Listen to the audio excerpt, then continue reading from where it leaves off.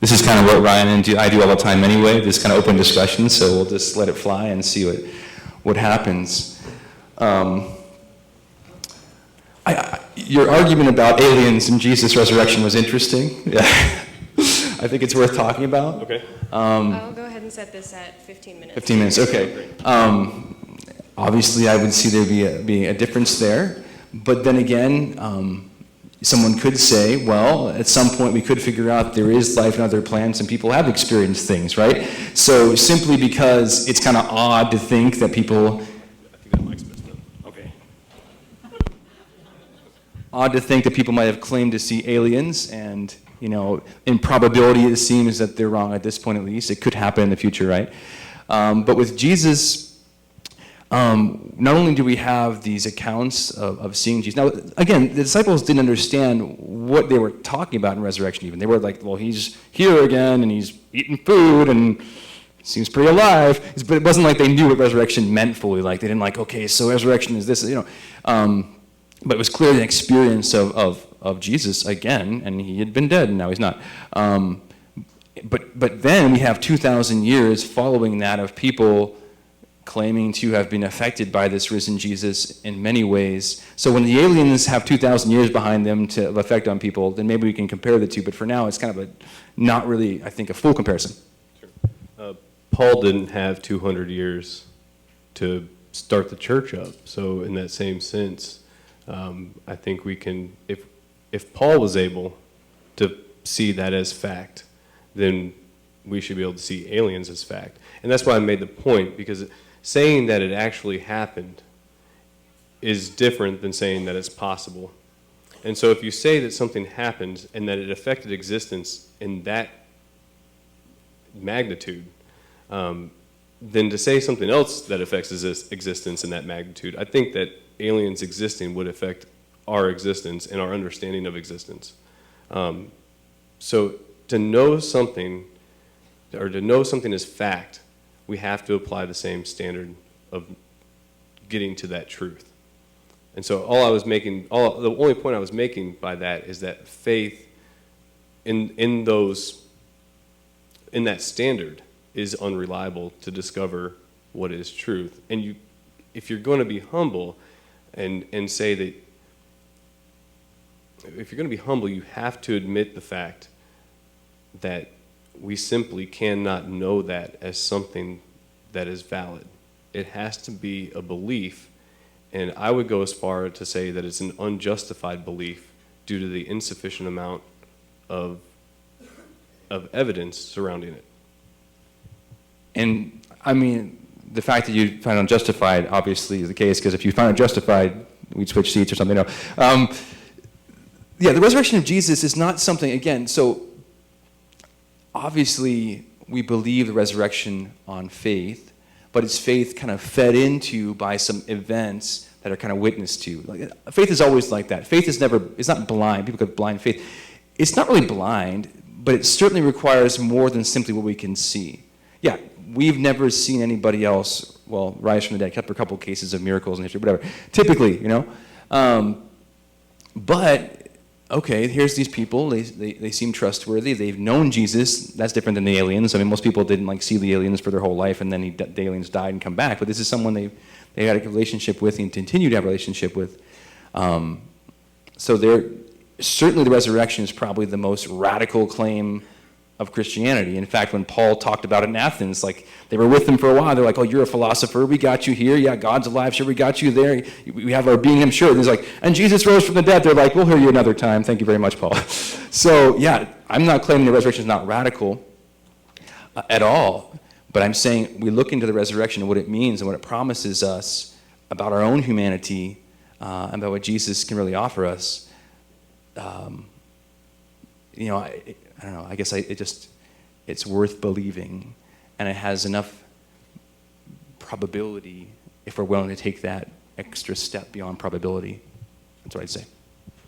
Which I'm not willing to make that extra step, sure. But yeah. So I did want to address, I did bring up the idea of the value of human life. And I kind of want to expand on that. So I want some of your thoughts on that. And my statement I think my most bold statement probably was that eternity diminishes the value of life and the sacrifice of Jesus. How would you respond to that? Okay, so I like the idea that death grants meaning to our life. I agree with that. In fact, that's a kind of a Heidegger thing. I don't know if you, but Martin Heidegger said, we meditate on our death and it suddenly brings meaning to the events of our life. And that's true. I would say that doesn't change the fact that eternity also grants meaning to our life. Because eternity is not simply a free, granted thing to everybody, hey, you're going to die, doesn't matter because you're going to heaven. And death comes judgment. So it's the judgment really that provides meaning to our actions even more than the death. Because I can die, and whether my life was good or bad, who cares? But if I'm going to be judged on my actions, then what I do does matter.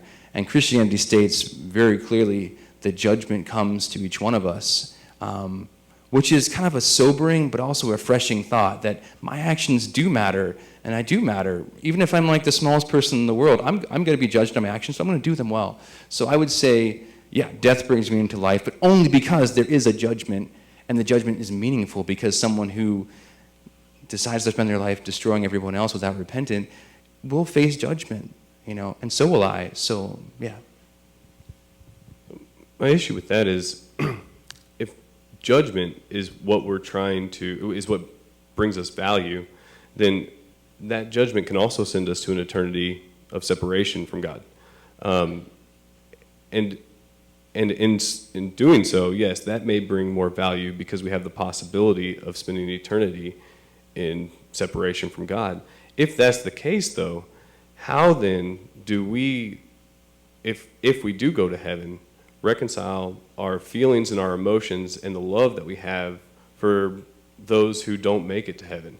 How do we, and again, if eternity is eternal, never ending, then the very thing that gives us value is obsolete. Death is obsolete. Because regardless if we die and we get judged and sent to hell or heaven or separation or not, regardless if that happens, it still doesn't change the fact that the very thing that gives life value no longer has any meaning. First thing I say is that talk about eternity and the idea of those we love, the possibility of them being separated forever from us and from God. First of all, God did everything in his power to take care of that. I mean, that's the whole point. That's why he became one of us and said, I'm willing to take it. There's a great story in the Old Testament where God and Abraham are kind of facing each other. Obviously, God's not there face to face. He's kind of represented by like this sign that he gave Abraham that he was there. And they're making a covenant with each other. And a covenant in the old world, they'd walk between a pair of animals split open. And the idea was that if I break this covenant, may I become like those animals.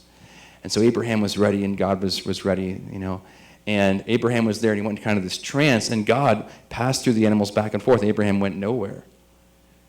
Well, that's not the usual routine. And God was saying to Abraham, listen, if I break this, I got it. If you break this, I got it. And God said, I'm going to take care of it either way. There's a phrase that says, the doors of hell are locked from the inside out. It's not that God doesn't want to get in there. He'd go right in there for anybody, but they don't want it. The only way you can end up in hell is if you simply do not want to receive God's mercy and love for you. The door is wide open, So, yeah, we'd still feel bad for them. God feels bad for those people. He loves them more than we do, But there's nothing he can do about it. Because if you don't want to use your freedom to say yes and accept a gift, then I can't force it on you. So I'd say that, and then I'd say our daily actions. The Christian faith is not about, hey, think about heaven, ignore the earth, and do whatever you want to, ignore people, it doesn't matter. The very fact is how we love in the present determines our character and existence in the future. There's not a difference between how our actions are transforming us and how we'll be in eternity. It's the one and the same reality. So Jesus said, you feed the hungry, you take care of the thirsty. You didn't do that, you can't come. Does it mean God's like sending you to hell? No, it means that you simply aren't formed to be there, Yeah, that's what I say. My argument is, though, if you take afterlife out of the equation, which it's possible that it does not exist, right? It would seem to me that somebody who lives and understands the fact that their perception of existence will cease to exist or cease to be, their actions will be, the importance of their interactions with others will have more of a weight on them if there isn't that extra at the end. If there's that true end, and that you will no longer perceive existence may go on, but you will no longer perceive it as yourself, then I think you'd be more willing to make the interactions with others meaningful and caring, and since your life does have value, and another human being is the same as you, their life in turn has the same exact value. And without that end, it expands our perception, and it also expands the amount of time that we spend interacting. And if more time is spent in the afterlife than in the present life, I would be driven to focus more on the afterlife. Even if it's eternal, that I would still focus more on that. But it's still, being eternal, it still does not give me that value to my own life. Therefore, I can't apply that same value on others if the afterlife exists. Yeah, I mean, there's two questions. One question is, what's the truth about the matter? Because if the truth about the matter is an afterlife, then we got to deal with it the way we got to deal with it, right? If the truth about there is an afterlife, then we got to deal with that too. So if there isn't an afterlife, like, if someone's right, well, someone still has to make a decision, right? Some people might do what you're saying and hope they would, if they still don't have a trouble believing in the afterlife, they still would say, well, let me use this life I have now for good. But experience tells us that plenty of people will also either use it for something very bad. They're like, who cares? It doesn't matter. Get what I want to get. Or they'll just despair. They'll despair thinking, well, it's not meaningful anyway. I'm not going anywhere. Nothing's going to happen. There's nothing of me beyond this. 3 minutes. Thanks. So I would say, but then obviously, if there, and the afterlife to me is, again, there's a philosophical concept of the afterlife that kind of makes sense, I think, for our sense of what's just, like people should get, right. But Christianity has more than that. It's not just about an afterlife, because the afterlife is not simply some kind of a dwelling of myself. It's really a completion of my relationship with God and with others, and without the alienation anymore of the problems that I suffered on earth. But it doesn't just start after we die even. I mean, the kingdom of God is among you, Jesus said. Like, he brings it to us now, and we experience what we can of it now and begin to be transformed by it now. And so it's not like a discontinuity between one life and the other. For a Christian, like St. Francis of Assisi said, the second death doesn't bother us anymore. That's not because we've already died to ourselves and we're alive for Christ in this world. And so there's not even a disconnect. Like, I can live fully in this world and the next world. It's all just like, about living Christ's love out. And there's no sense like it's like one or the other, because I've already died, and I'm alive with Christ. That's the gospel teaching. So, that's what again, it requires faith to believe that, and it's a gift, but yeah. I'm good with this portion if we want to move on. Do you have anything else to say, Max? So next we're going to open it up to the questions from the audience. Over there in that alley, we're going to do 3 lines, 1 for questions for Ryan, 1 for questions for Max, and 1 for questions for both. You can ask pretty much anything, even offensive things, as long as you're polite about how you do it.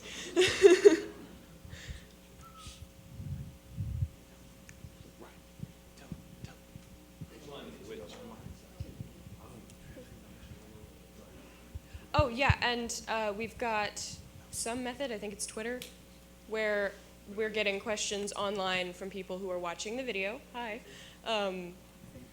And he will be doing Facebook. Okay. Questions from the internet are also a thing. Question about justice and mercy. All right. No problem. Do I hold it or do you hold it? Okay. First of all, I got some funny looks when I walked up here wearing a Boston Red Sox hat. I just want to say Who is that this for? This is for Ryan, Okay. but I just want to say that it's because that in spite of all the eyewitnesses, the video replay, and the stat report, I don't take that as valid evidence that the Royals won the game on Sunday night, and I still have hope that the Boston Red Sox will win. If you don't know what I'm talking about, please refer to earlier in the debate.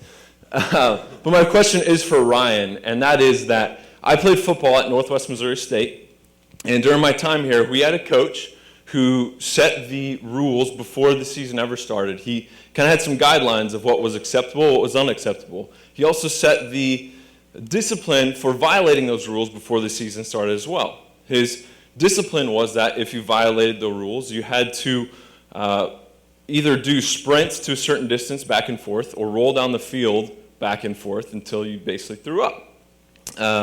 There was a set distance, but everyone threw up before they got there. One player, knowing these rules beforehand, violated those rules, hoping that he wouldn't get caught and would be able to avoid discipline. That player was caught, and under what the coach said, he deserved to run or to roll back and forth. The coach then took that player and said, I'm not going to make you run, and instead made everyone else in his position group do the running for him. So was that coach just for giving the discipline, or was he merciful because that player didn't get the discipline? Well, I'd say in a team setting, the coach is very just. Serving in the Marine Corps, I experienced the very same deal. Now, were the drill instructors always just in doing that? No, they weren't. And sometimes I think they did it just for shits and gigs. But the point is, in a team setting, when the team has to be a cohesive force, and one person is blatantly disregarding that team effort to be better, then yes, I think the coach was just in that situation. Can I ask one follow-up question? The question is just then why can't that same concept of justice being applied to Jesus and mercy being received by those who believe in Jesus apply there as well? Because that particular just action is not also merciful. So he can be just or merciful in one given situation, but there's no way to be both with the definitions that I gave. So if you have a different definition of either mercy or justice, I'd like to hear it. We could have a whole debate between the two. Let's do that. I'll let someone else ask. We do it once a month anyways. Hi, my name is Matt. I have a question for each of you guys, actually. The first one is for Ryan. So would you say that as an atheist, it is unreasonable to believe in a God? Yes or no? I would say it's unreasonable to believe in a God if you don't have sufficient amount of evidence to hold that belief. Now, belief in and of itself, I think,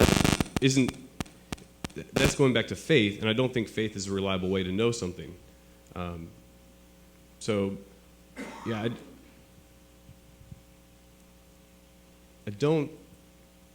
don't think it's unreasonable to believe in God, right? But I think it's unreasonable to say that you know God exists. Fair enough. Okay. Well, I'd like to say something else. That I also think it's unreasonable to say that you know God does not exist. A Gnostic claim of existence, one way or the other, is less reasonable than the agnostic claim. I guess I was just getting caught up on your guys' definition for something that is reasonable, something is true, that is found to be true through evidence. And so I guess when you say it is, like you would say it's unreasonable to know that God exists, but then it's reasonable to, I suppose, not be sure. That seems real iffy in your in knowing what's true and not. Sure. That's because the default position is I don't know. If somebody were to ask you any question about, say, does this chair exist in another room? Does the same type of chair exist in another room? You don't know if it does or not, and that's the default position. Now, if you were aware that these chairs are in almost every room in this building, then you'd have more of a justified reason and a reasonable, you'd have a reasonable stance at that point to say that you know chairs are in the other parts of this building. Does that help? Yeah, I think so. Just a quick note, please don't hold your cell phone so close to the microphone. Sorry. This next question is for Max. So, like in St. Thomas Aquinas' proofs and stuff, you have the argument for contingency and whatnot. So, like the fact that God, if you believe in God, is not dependent upon anything else because his creation depended on him to create it. So, earlier talked about, in a sense, when God created us, he owed us something. How could God owe us anything if he is not dependent on anything? Absolutely. And I kind of said that, I said it in a sense. I mean, there's almost things I think that God tries to express his love to us in ways that we don't have words for. And so it's like, there's a quote by another saint that it's hard to explain how does God love us so much? I mean, why does Jesus wash people's feet at the Last Supper if he's God? Why does he even become man in the first place? So it's not like God actually does owe us something, but he makes himself as if he does, the way he treats us. It's just like, don't quote me on a rigorous philosophical thing there. It's more like trying to explain that God loves us a lot. Now, I guess, how would you answer that question without using a faith-based perspective with God? Oh, you can't. There's no way. I don't think you can understand the extent of that love without revelation. You can know a lot about God from reason, I think, and many people think, and you have plenty of proofs of that. But you can't know the extent of that kind of love without revelation. Something like we're made in God's image and likeness has a certain meaning even with reason, I think. We can talk about Plato, Aristotle, like intellect and will, our connection with God that they believed in, understood to be from philosophy. But I don't think you can know the extent of that love without revelation.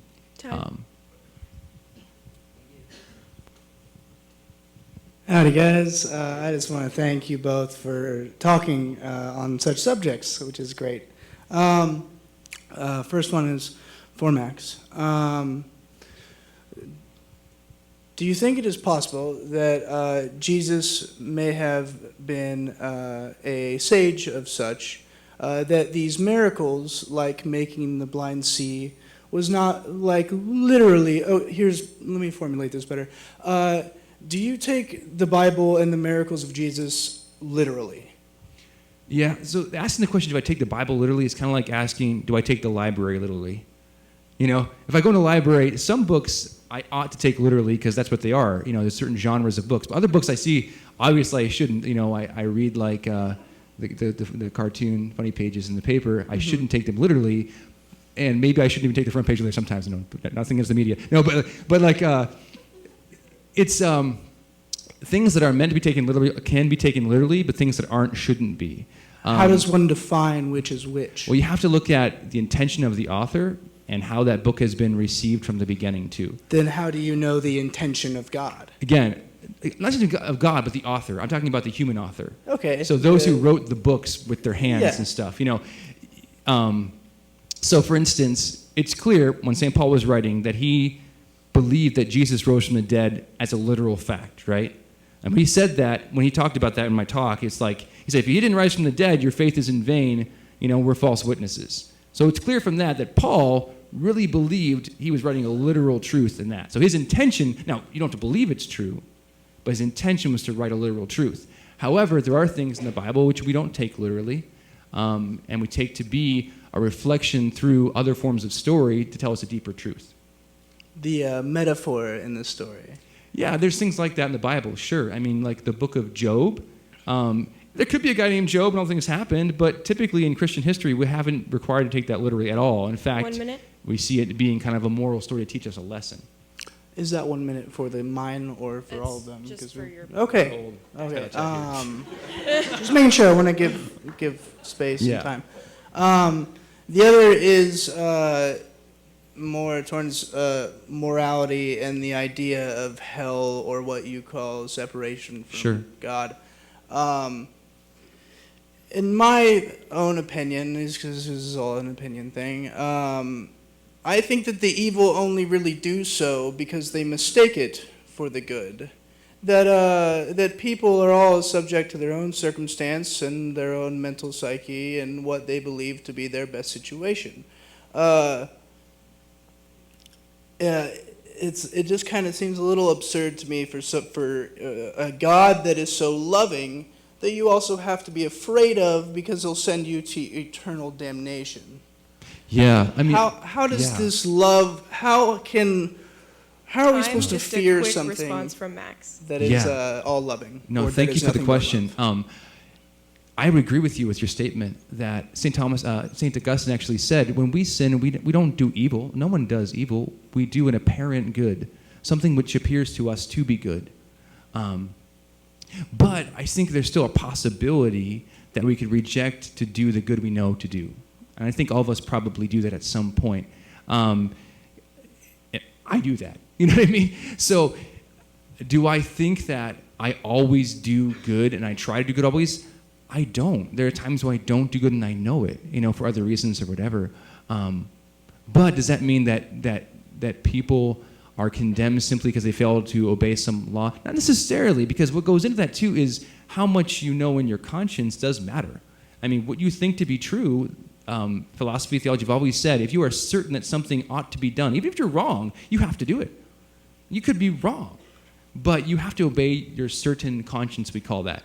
So this is not saying that God's out there to condemn everybody at all. God knows the inside recesses of our hearts better than we know them ourselves, but I still think it should leave the possibility that someone could reject God and reject eternity on purpose.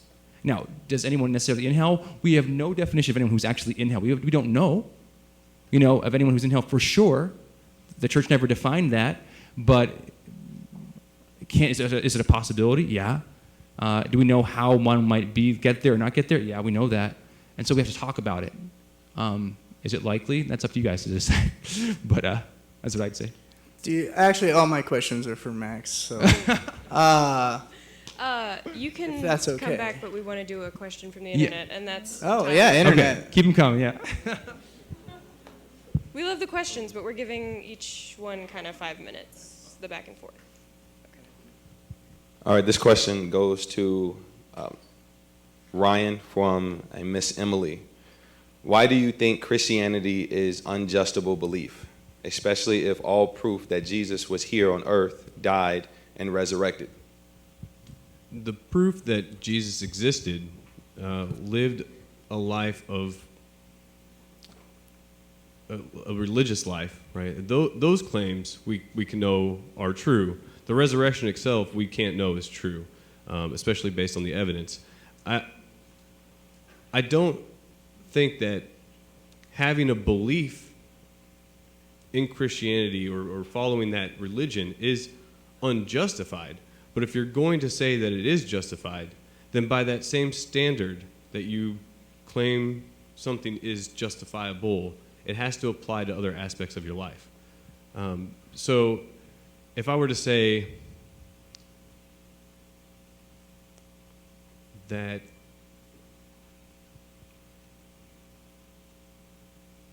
I believe Jesus was a very moral person and that he taught people how to be more moral, yeah, that's definitely justified because there are teachings in the Bible from Jesus that show that. But each individual claim of Christianity has to be taken separately.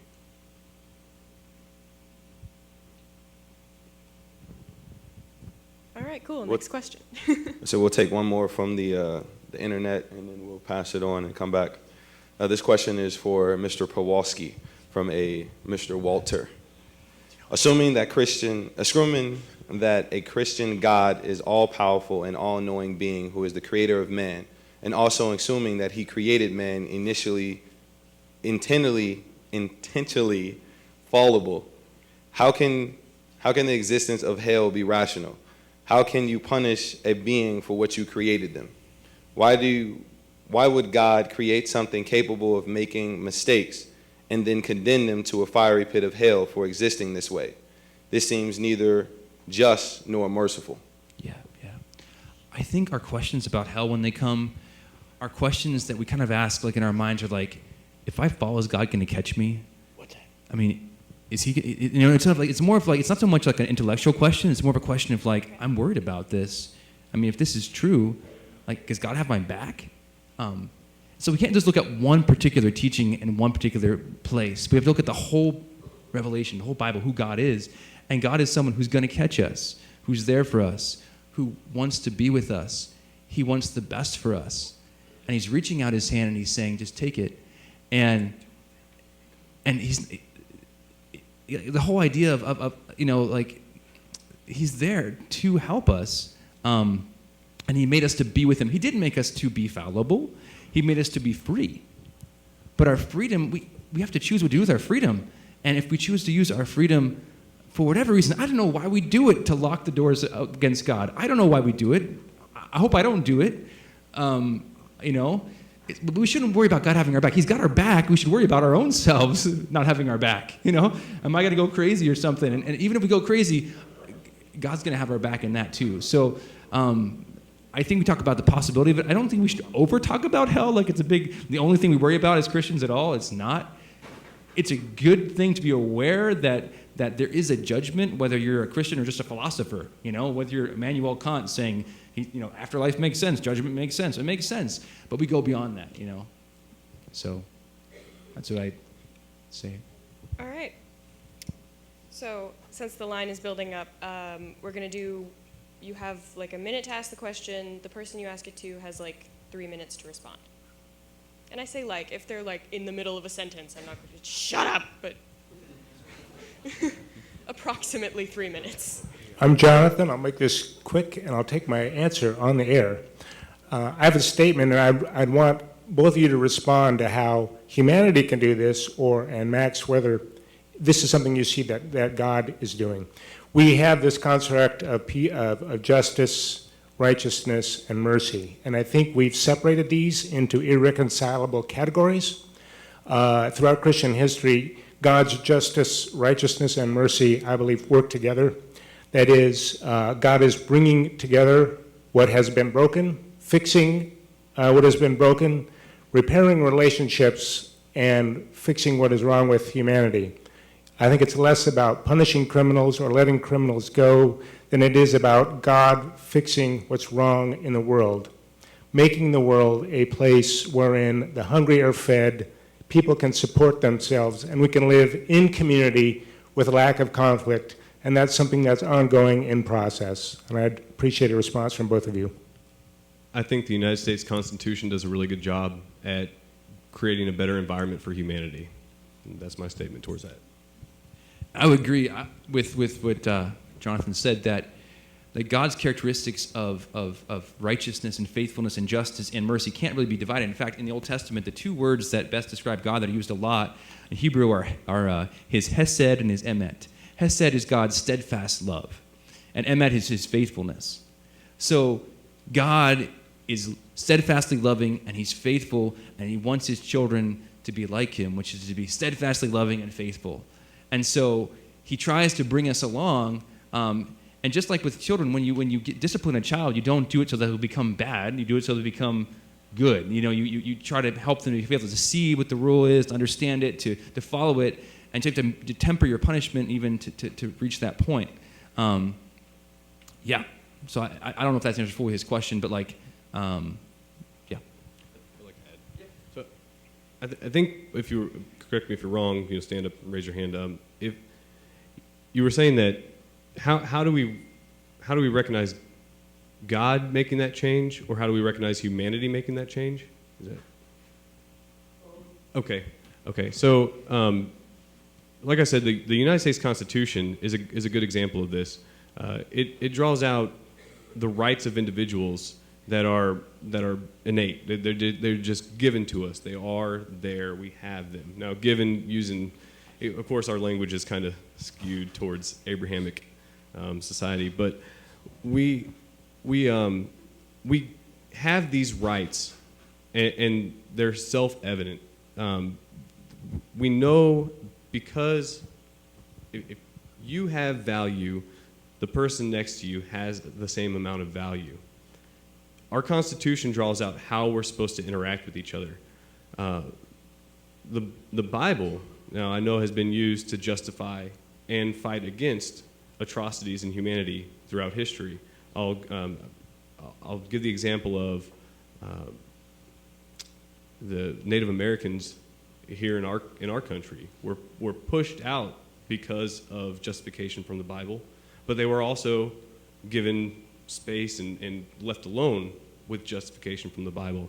So I don't think in that situation God did anything one way or the other and just kind of let humanity do their own thing. But on the opposite end, the people who in humanity were concerned about the well-being of other human beings made things like the Native American push and slavery, made those go away because of their understanding that value comes from one another and that our interactions with each other are very important. And again, the Constitution is, I can't stress how important that is in the development of our society. This question is for Max. You spoke of forgiveness and what was just. If our actions are eventually used in judgment and death, then why is the conception in Christianity saying asking for forgiveness and accepting Christ is enough, even if we live in a life of sin? And if being forgiven is enough, then why are we inclined to live a holy life? Yeah. Good question. It's probably been, brought up a lot in the last 2,000 years, right? Struggling with this concept. We are judged according to our actions, but if we're willing to, we're told, accept what Jesus has done for us, which is take the judgment upon himself, even though our actions can deserve punishment, we actually receive forgiveness instead. So we still are aware that it's out of God's love for us and his mercy, what Jesus did for us, that we received that. It wasn't, we didn't earn it, right? But what happens is, like in a family, like I have 3 kids, right? And when there's a problem and then there's a situation of forgiveness, that forgiveness does not shut people down from wanting to do good. It enlightens the love inside of them to want to reach out to others. That's why Jesus said, unless you forgive others, you will not be forgiven. Because forgiveness kind of cannot happen. When it happens, it springs goodness into us. It springs other forgiveness into us, other desires to be good. If we're not forgiven, and there's no reason to know that we can ever be accepted back into God's love, then why even change our behavior? Because we're dead anyway.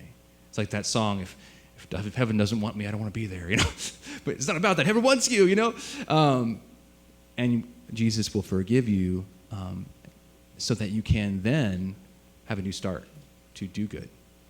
So it's not, again, if we are not honest in seeking forgiveness and we're simply doing it as a show, whether it's like myself as a Catholic going to confession or anyone just asking God for forgiveness, then we're not going to receive forgiveness. So forgiveness also implies repentance, turning from sin and embracing a new way. So yeah, it's not just given without a turn, I guess. Even Jesus, when he showed mercy to the woman caught in adultery, he said, go and sin no more. I don't condemn you, but go and sin no more. He didn't just say, it's okay, but Time. Okay, so we're going to...